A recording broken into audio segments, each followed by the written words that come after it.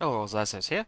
Today I am doing a guide on the Demolition Cannon, the newest weapon added to the game in the Dreadshaw patch earlier this week. We're just going to go over it because there's been a lot of talk about how the shots are really hard to hit, whereas if you know how, it becomes pretty trivial in a lot of cases. There are some difficult cases that I have tricks for as well, which we'll go over later, but as for a too long didn't watch, generally speaking, if you're looking directly at something, so you're not looking up or down at it, and it's not like you're banking something off the side either, so you're looking straight at something, you want to aim at or above it so that the demolition cannon shot doesn't, like, through gravity fall too far. Otherwise, you want to be aiming pretty much just a little bit short of whatever you're aiming for, just so that it gets caught in the explosion. For the basic overview, we can see most of its stats here. It has a blast radius of 4.05 meters. That is just ever so slightly bigger than the 4 meters of a square. So if you put something directly in the center of a square, it should hit the center of all squares adjacent, just a little bit further. Has an ammo capacity of 3, reload time of 1.5 seconds, which is the longest of all the current weapons. Well, on melee they're called attack delay, but it's the same basic stat. And damage type of crushing, so it actually hits flesh, armor, and traps, which means that it's good at taking out anything in the game. The level ups here for ammo capacity comes at level 2, and blast radius is at level 3. Ammo capacity is very useful going from 2 to 3. It can be a bit of a game changer, so you're not losing it quite as often. Blast radius, however, is probably a bigger deal in this case, unlike most other level 3 upgrades, because it makes your shots much easier to land, because you go from the 3.05 meters to 4.05, so you have a lot more you have an extra like 33% leeway in where your shots are going to land, and you can get more AoE damage in as well, which is good. Not listed here, the way that this works, the shells don't arm until they hit something. Once they hit something, they explode 0.75 seconds later. So 3/4 of a second later. And also, the shells do not stick to anything. They will fall and are affected by gravity. They'll fall affected by gravity and they will roll as they are little round shells, so they'll roll along the floor to potentially come down ramps, which can be problematic sometimes.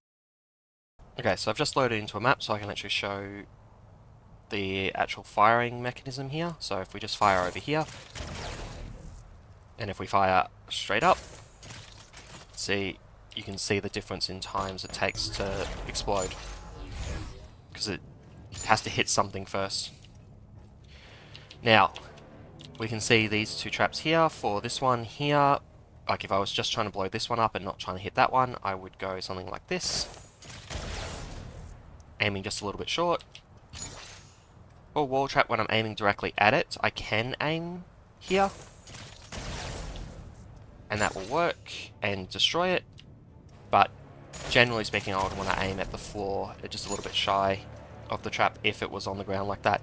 If it's up like that, if I do that, that's not going to work. No, it does work. Ah, because I didn't put them high enough. Never mind. Generally speaking, with things like this where I'm aiming fairly straight on, I want to aim at or slightly above the trap, because I can hit more with it. Other options, if you've got a situation like this, where you're aiming like this, you want to aim just shy of it, because it'll fall down, but it'll actually still blow up the trap, because it has that forward momentum. As for like really high traps, once again, you want to aim just a little bit shy. You can actually get 2 traps off of a wall like this, like that, These further ones we'll go over in a minute, but you can't get them without a special trick. Okay, so Hornets can be a bit of a problem. If they're near a wall, you can kind of just treat them like a wall trap, or floor, you can just treat them like the floor trap, like most guards. But in cases when they're really high up and there's nothing around them like this, uh, if they're like this and they're so far away that they're not even aggroing, then don't worry about them. But this one has optical implants, it can't see me, I would just walk past. If I'd already aggroed it, something to note, even at max distance like this, you can't actually hit it. Even at full jump range, you cannot hit something that's this high.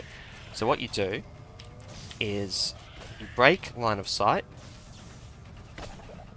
As it moves closer to you, it actually moves down a little bit, and it doesn't take that much. You want to be roughly directly below it, but you do want to be aiming.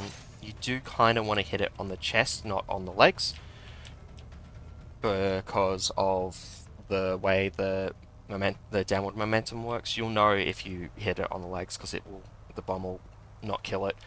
But mostly, you just want to be aiming pretty much straight up, jump as high as you can, and shoot it. If it's within grapple range, you can pretty much just aim, as long as you're directly below it, if you just aim at it, you'll kill it most of the time. It's only these ones when they're a little bit further away that you have to do special tricks for. So we've now come to the hardest traps to deal with just the demo cannon. I would honestly recommend in a lot of cases to bring a different weapon in your secondary slot that can deal with roof traps. If you don't have it, and you are running, like me at the moment, the demo cannon and the arc barrier, you will want some way to deal with roof traps sometimes, and I do have a way. It doesn't technically require the arc barrier, but it's really inconsistent without the arc barrier. So I would recommend bringing the arc barrier. I would recommend having the arc barrier if you're gonna try this trick. But what you do, you grapple as close to the trap as you can, with the down pointing bit, so you got a little triangle for your crosshair. You want the down of the triangle pointed towards the trap. You grapple, you fire as close to the top as you can, and you arc barrier as soon as you've fired the main weapon. And it's not the easiest thing to do, but as you can see, we just destroyed a trap. That one would have killed me. That one had me pinned to the wall, so I would have died there. Let's see if we can do it again. There's one more. Yeah, so the same basic process is used if you aren't using the arc barrier, but it's just harder. The timings need to be really precise in order to get it, because you can actually kick it and hit 2. It's just, I cannot work out a way to do it consistently. It could just be a skill issue. If someone really wants it, I don't see a point in learning it unless you really want to play a lot of demo cannon and plasma bow. And there might be some easier way that might get discovered in the long term, but this is what I've found so far, and it lets you hit roof traps that are more than 2 away from the wall, and that is an important thing sometimes on certain maps. And with that, I think it is possible to hit every single trap and guard in the game with just the demo cannon if needed. So that can be quite important if you want to run demo cannon and arc barrier. Okay, so just quickly going over another tech that's not directly related to defeating the traps and whatnot, but it is something that is specific to the demo cannon and the arc barrier, and might be a reason you want to run it. So if you are on this loadout and you happen to have Nautilus perks, I believe I have all 3 Nautilus perks at the moment, I do, good. You can actually do some shenanigans with perfect blocks using the demo cannon. So the demo cannon, because of its 0.75, the demo cannon, as I mentioned earlier, has a 0.75 second delay before it blows up, but you can actually perfect block that explosion and get the full perfect block timing from Nautilus. So if you were not using the perk that increases perfect block duration, then you need to time it, because you only have a 0.5 second delay, perfect block window. By default with the arc barrier, if you've got the Nautilus perks, the moment it hits the ground, you can press the arc barrier. It's a little bit safer, but it's not that hard to time either. It's about the second flash, as it flashes red, as it pulses red. But anyway, yeah, so we just go shoot, perfect block, and then I can do it again.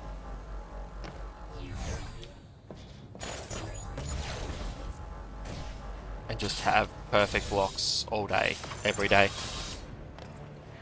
And because they're with the 2 Nautilus perks, you can actually have a 67-ish% uptime on your invulnerability from Arc Barrier. You can actually just run through a lot of outposts with that, which can be quite useful. Finally, we come to perks and loadouts.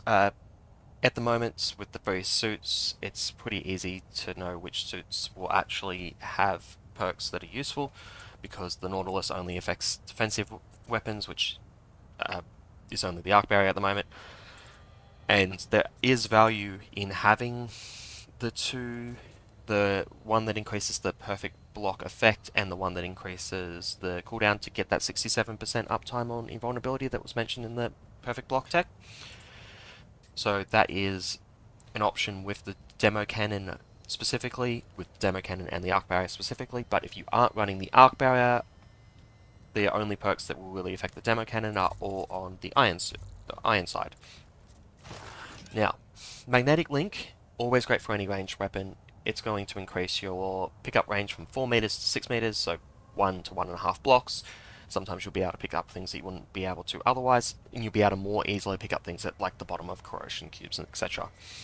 The being able to see the canisters is actually much better on the demo cannon than it is on most of the other ranged weapons, because normally you can track your ammo a little bit easier with other weapons, but with the demo cannon, because they like roll down hills and whatnot, if you're in a map that has a lot of ramps, it can be really difficult to even know where your canister is. So I think that's a lot more useful than it is on other weapons.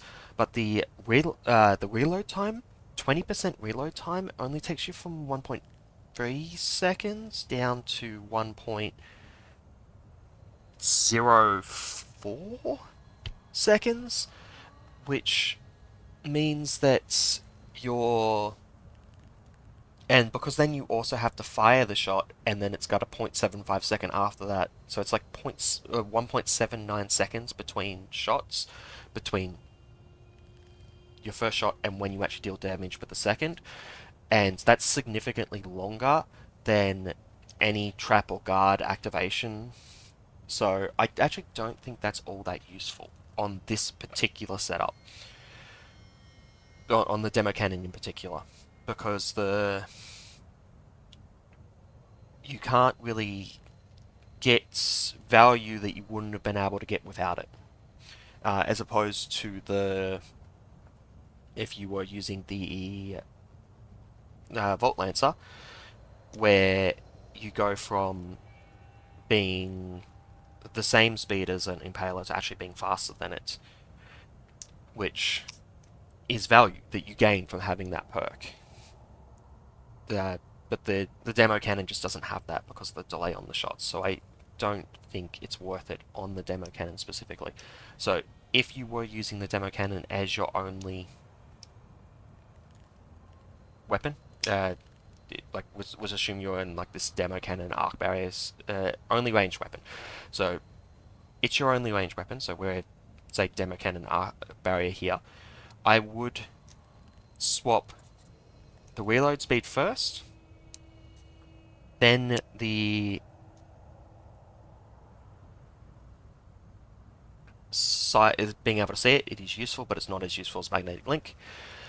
And then and then finally, if I wanted to focus entirely on my other weapon, I would swap magnetic link for the other for whatever other perk I wanted. So that's how. And as for actual choices for loadout, because of the shenanigans with the perfect blocks, the arc barrier demo cannon loadout I think is very good. Other ones I think are pretty good.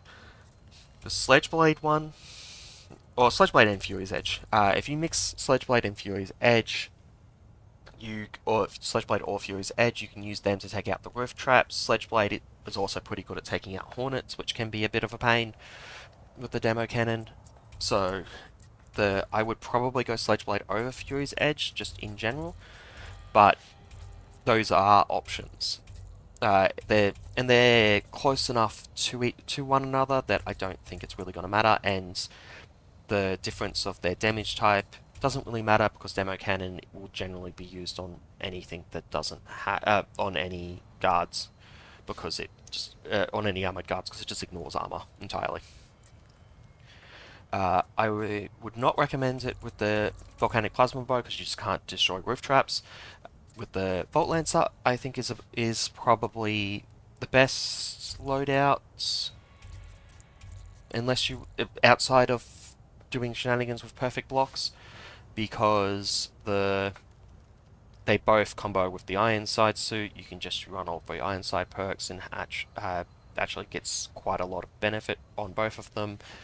And Demo Cannon can like clear corners and whatnots that the Volt Lancer can't, and just make it super trivial to deal with armored guards, particularly like armored warmongers, which are a pain, particularly when swarmed. Although the Volt Lancer can deal with that if necessary. So that's everything on loadouts.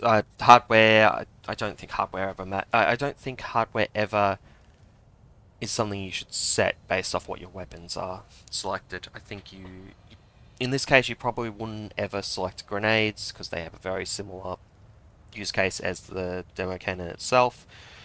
So just use your demo cannon shot instead of your grenade. But the hardware, I feel like, should just be selected based off what you're dealing with.